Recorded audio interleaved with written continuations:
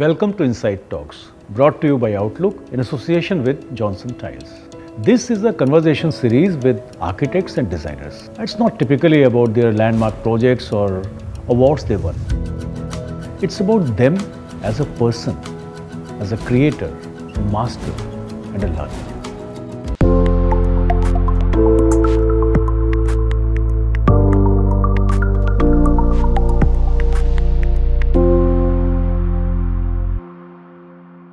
The interviews are taken by filmmaker Aradhana Seth in very informal and free-flowing style.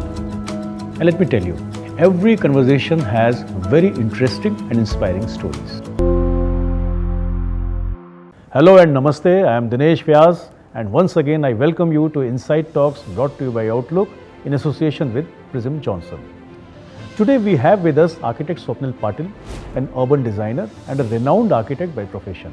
He is currently based out of Pune. Awarded with the top master planning and architectural firm of the year along with multiple national awards, his firm SPAP is highly tech savvy. Over his 20 years of experience, Swapnil has worked on a range of projects, and some of his landmark institutional projects stand tall in US, China, Middle East and India. I have personally worked with him in some prestigious projects, and together we co-created some unique new products also. I saw him always full of enthusiasm and positive energy. And एक जिद है उनके अंदर कुछ नया, बेहतर और cost effective करने की. You would definitely like his idea of everyday architecture that he discussed in this interview with Aradhana Seth. He shared his very original ideas about the professional symbiosis between architects and design executors, a completely new business model in design and construction industry. So let's enjoy this meaningful conversation at Inside Talks.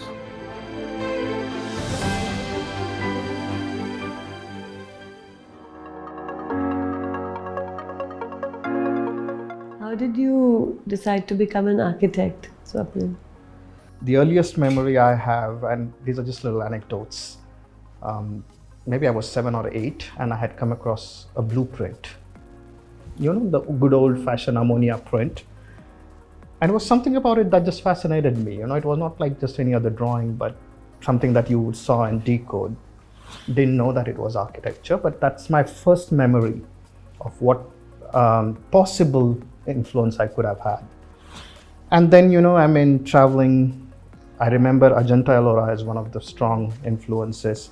And at that point in time, maybe I was 8 or 9, my father explained me that there's a profession called architecture, and you know, I mean, that's how this thing. And eventually, like I said, I went to boarding school, so the school building had a very strong influence on me. So I think as a kid, I was sure that I wanted to be in this profession. So it's just happened, but consciously. What do you think got triggered when you were there, when you look back? Clearly, obviously, at that time, you didn't understand what it was, but what was the spatial feeling that? So it's all about memories, and memories are created by the contexts. Memories I have of my school are, you know, different nooks and corners and spaces that we would use to do all our mischievous things. And, you know, like being a boarding school, you know, there were a whole bunch of things that I cannot mention on camera that, you know, we would end up doing, you know, and which was often would get us in trouble. And the building just served as a perfect setting for all of that, you know. So in other words, I think for me, it's not a particular style that I feel. I mean, it was incredibly well designed building, but you know, it's the spaces, you know, it's the places that have had a very profound effect and memory that's left behind. And I would definitely attribute that as one of the reasons, you know, why I got into architecture, because yeah, just the setting just fascinated me. And since you work now on academic institutions, do you sometimes feel that there's a seed of that comes into it? It does, you know, I mean, that's a very valid point, because you draw upon those experiences when you're designing. And when you design the schools, I think what's become very important, and the key takeaway I take is the fact that it's not just the 4 walls of the classroom, which is your learning place or space. You know, it's the whole building. It's the whole experience that goes along with it. And I keep talking to my clients is that let us endeavor to make sure that every corner that we design in this building is a learning space. It's stimulating enough. The architecture or building per se plays a very important role on young minds, when they are in the schools. And oftentimes schools are neglected as architecture, but I believe that's the most important thing. As much as the pedagogy of the school, it is also the setting that is provided becomes equally important. We do a lot of hospitals. In fact, just yesterday we had a site visit with one of our clients. We had taken him to show around.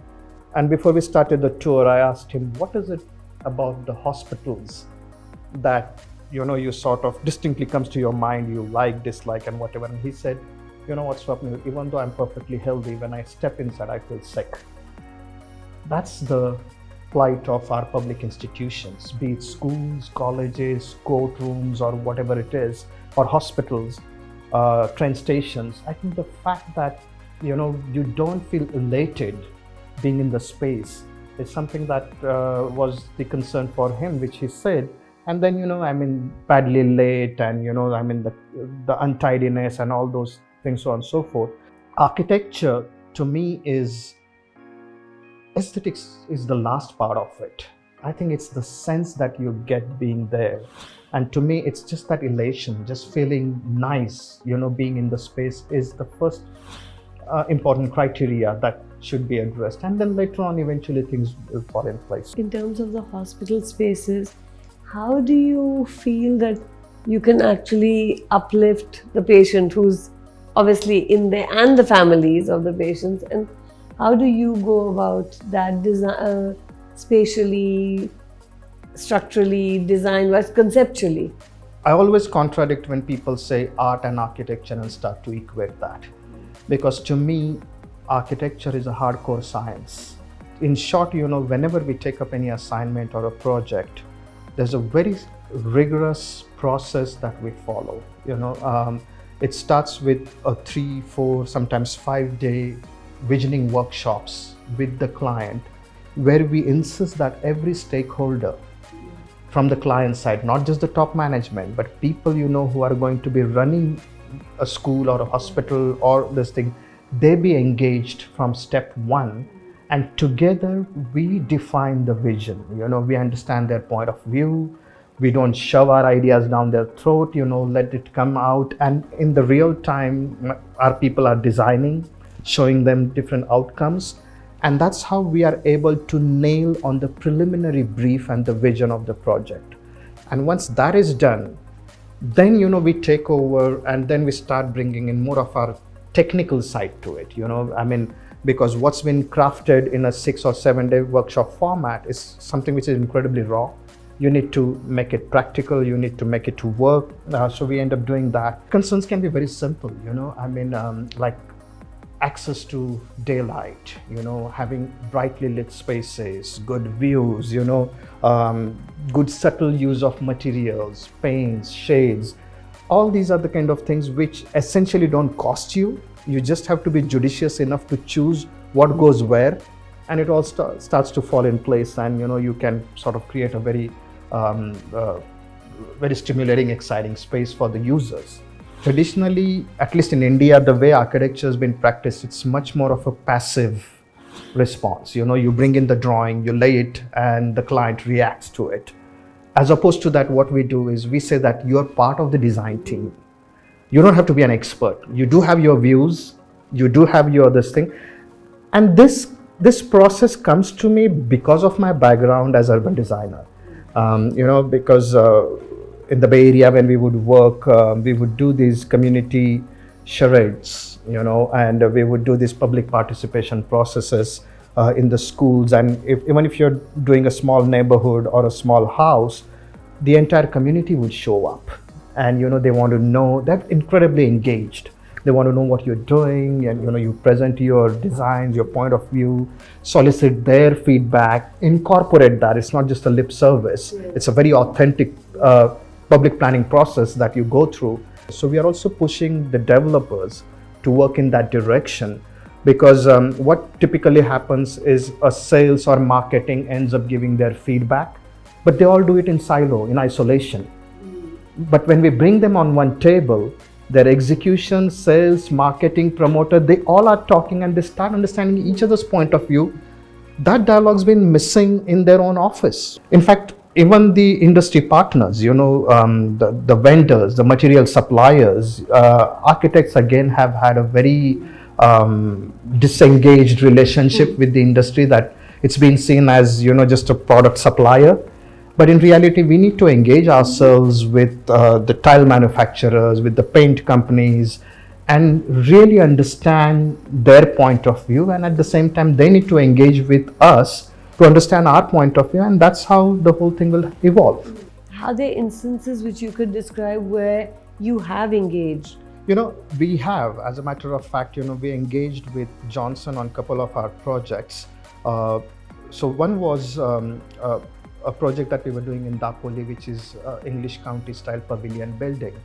And because it had that whole English vernacular feel to it, we wanted to get those Victorian tiles, which were hard to source, So the management, I knew people from there, and we engaged with them, and we actually gave them designs, and they produced that for us, and it's executed. Similarly, we also did carpet tiles, which we have used on our institutional projects. The advantage being that it has a look and feel of a carpet, but it's a tile, so it's easy to maintain, so on and so forth. So there are specific applications where we can engage and get things done. But my pet peeve with the industry is that it's like going to a Shetty restaurant where you get a menu that's like 40 pages, and everything under the roof is there. My pet peeve is that, don't create 100 products. Give me 20 solid products, and if I struggle to select from those 20, you've done a good job. I also have this question that I keep asking my clients, and I could ask this industry partners, is that, is there an empirical data to prove what you're saying? Because when you're working with real estate developers, the sales and marketing guys will say that ye nahi chalega, ye chalega. You need a fancy 2 crore gate to enter in the enclave. And I'm like, after it's occupied, have you done a survey to find out that how many people picked up this particular project or bought here because of the gate? What are the criteria? What are the parameters based on which you will say A is better than B? Post you're wanting to be an architect, and how did you go about it? So I did architecture from Kolhapur, but and it was, to be very honest, just a very run-of-the-mill kind of course that we were going through.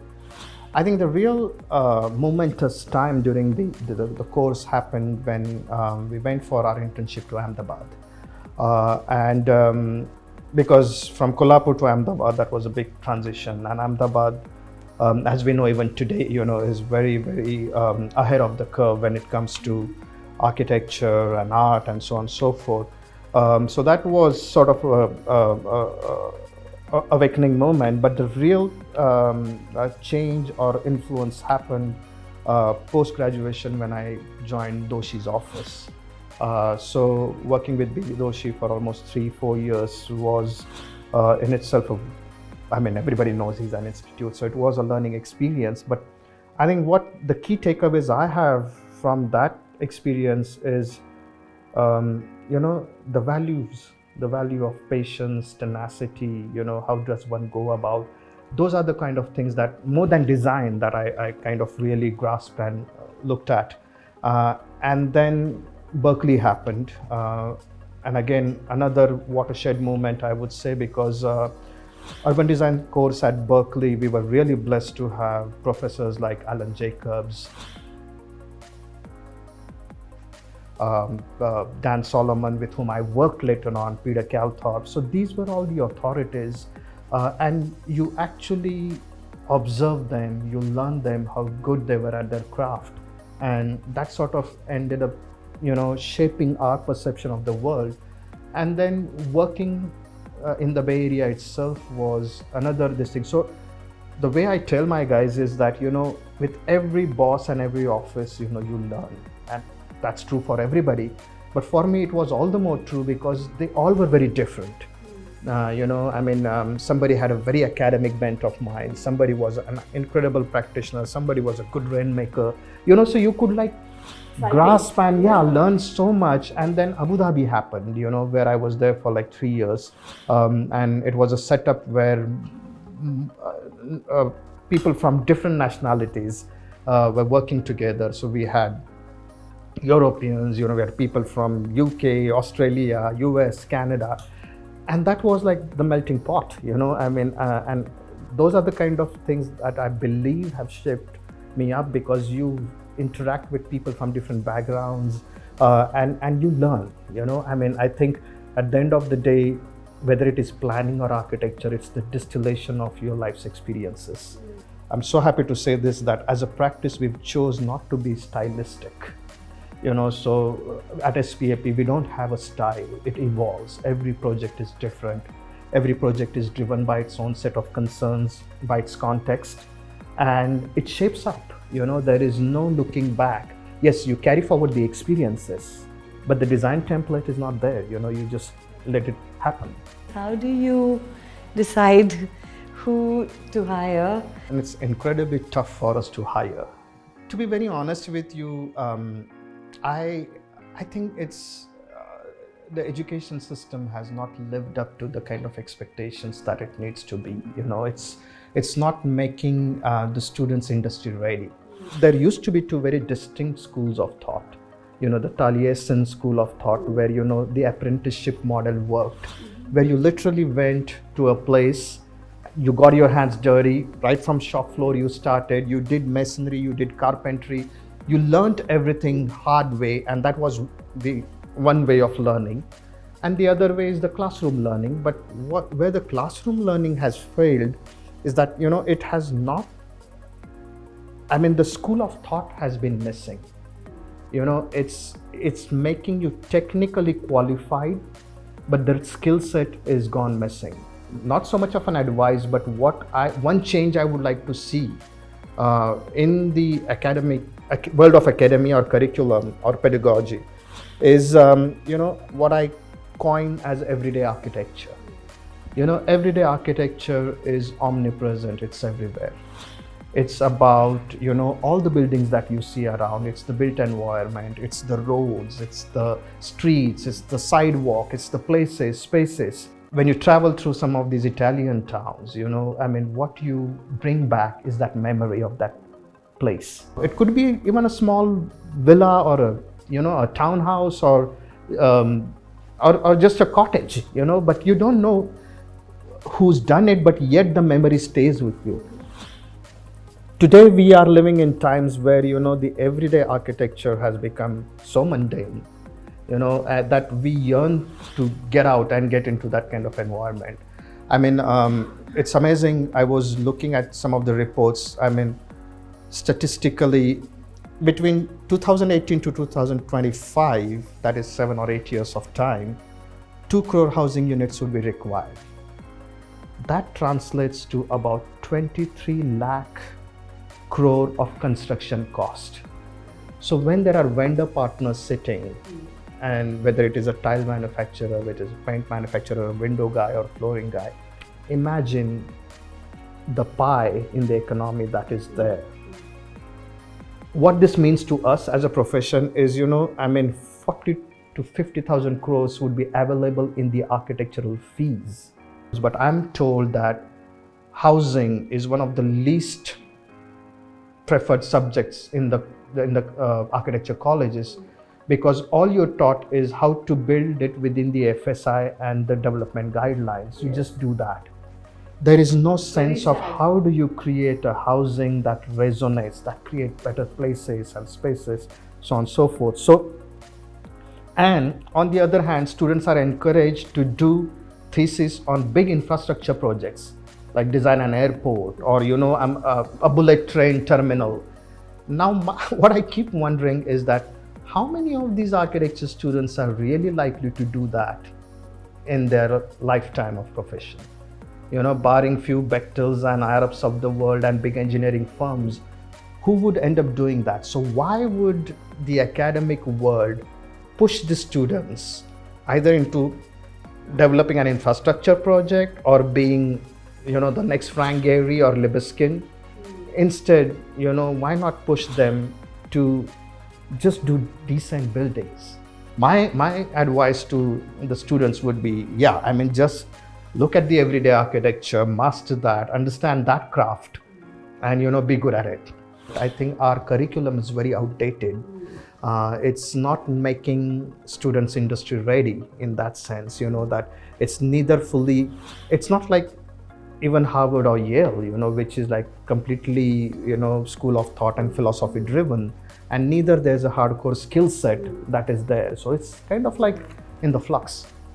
And Swapnil, what made you decide to come back?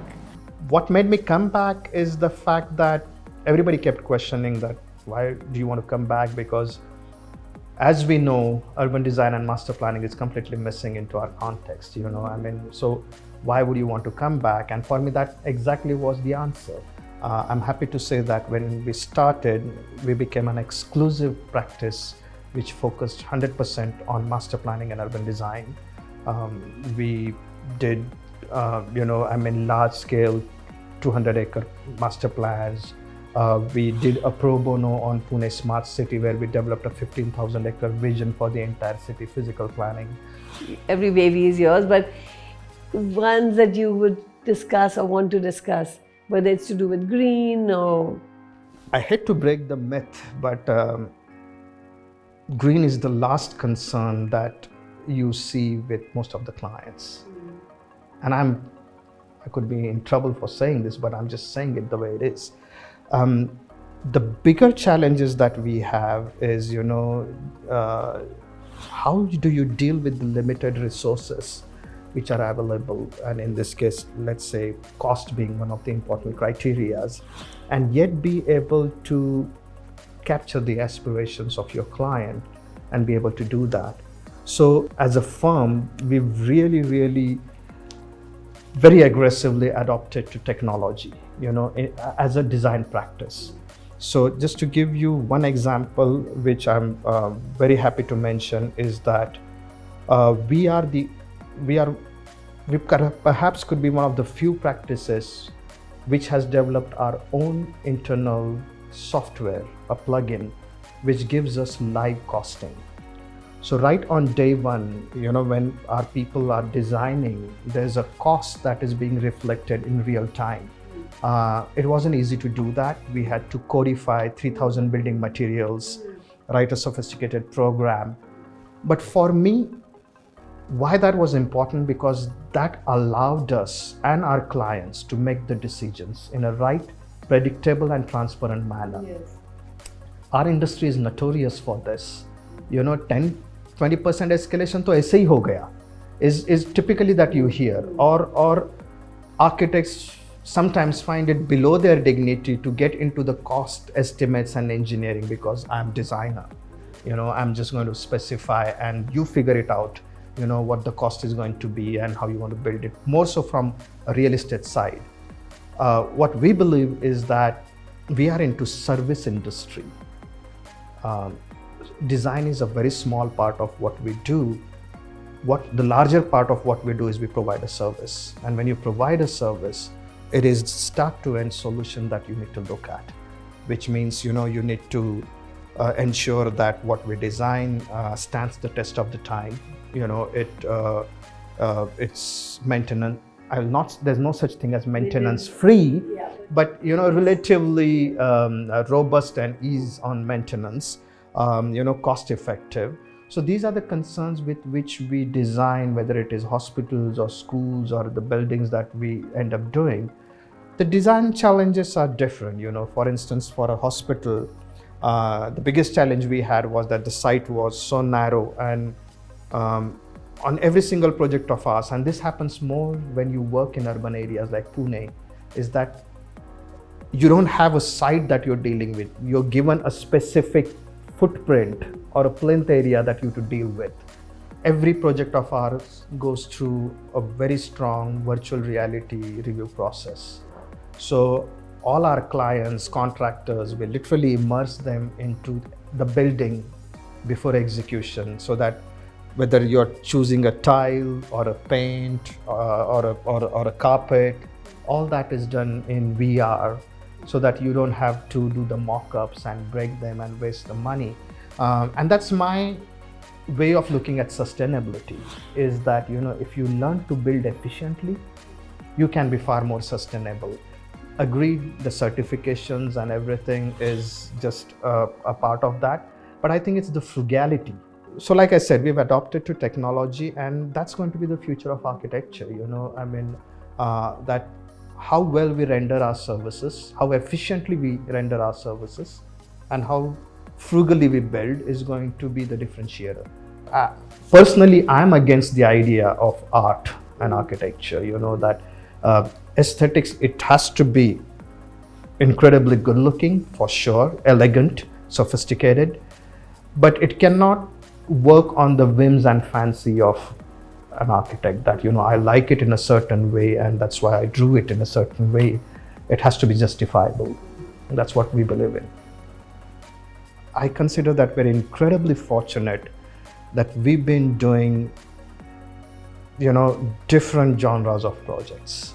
We are doing a school, we're doing a university, we're doing a cricket pavilion, we're doing a hotel, we're doing a hospital, master plans, so that's what makes it so interesting.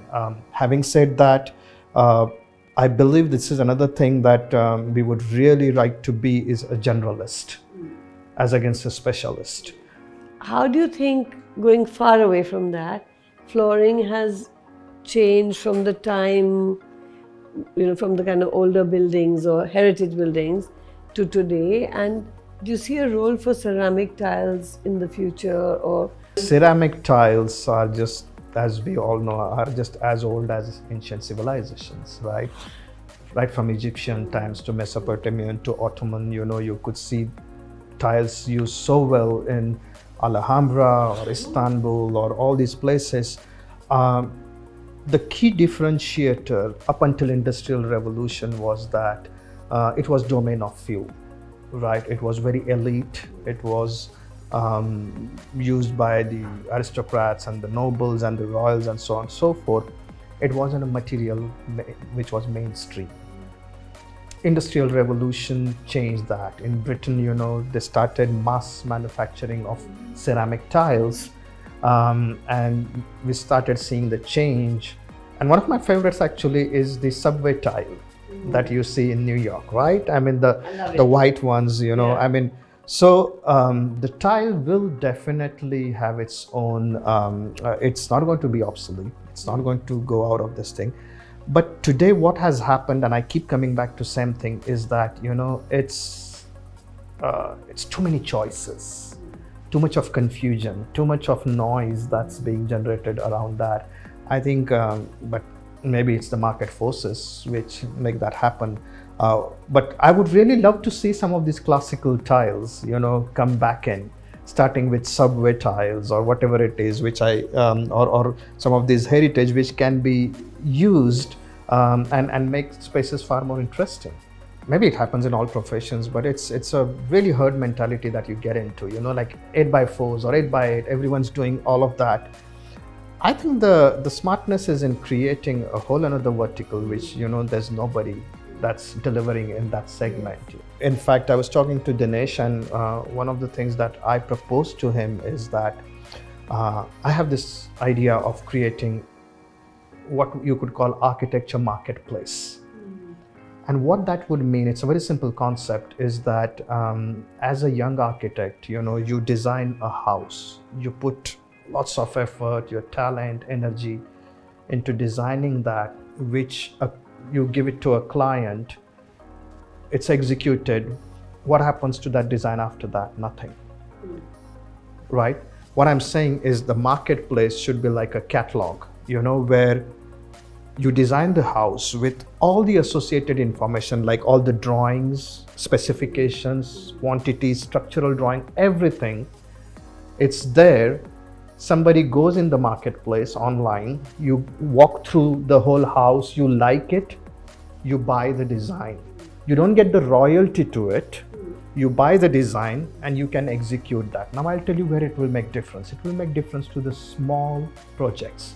Somebody working in a tier, somebody wanting to build in a tier 3, tier 4 town or village with, let's say, 10, 15, 20 lakh budget, they can't afford an architect. Instead, if they buy this design, they execute it.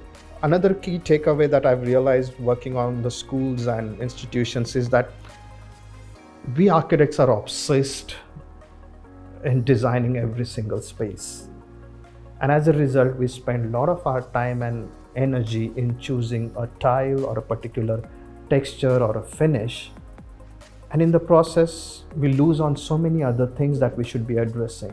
So what I would really love for the industry is to sort of develop different products, let's say a healthcare segment, an educational segment, where you literally say that for healthcare, toilets, anti-skid, there are only these 3 options, these 3 combinations. For OT or for, your sterile areas, you use this. So as an architect, I don't have to use my brain in selecting and doing the research. It's there. It's like Chinese menu. You have all pre-cut, pre-diced vegetables in front. You just toss them in a wok and you create the dish. I think I would love to have that kind of flexibility where, all the parameters are there. You just pick and choose and you do whatever it is, rather than reinventing the wheel and selecting everything and going through it.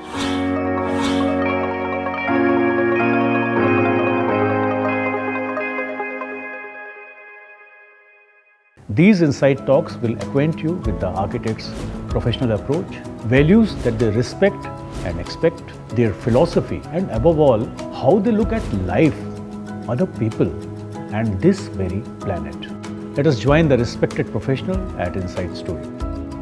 And just to add, Prism Johnson is engaged with the fraternity of designers in multiple ways, which includes publication of reputed journal Insight.